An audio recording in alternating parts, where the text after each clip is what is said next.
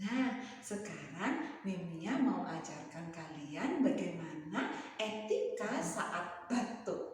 Pasti kalian pernah batuk kan? Nah, kalau kita batuk, apa yang harus kita lakukan? Kita harus menutup mulut kita. Bagaimana caranya? Caranya seperti ini. Kita tutup dengan punggung tangan kita.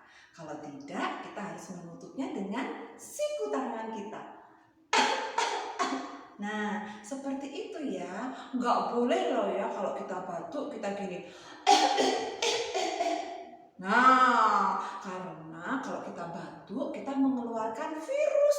Kalau kita virus itu nanti bisa menyebar kemana-mana.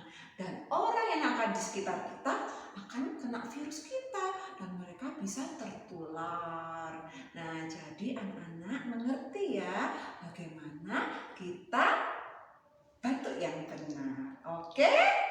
Setelah itu kita mengambil hand sanitizer atau kita cuci tangan. Kenapa? Karena tadi sudah nempel di tangan kita. Kita bersihkan ya. Nah, seperti ini caranya.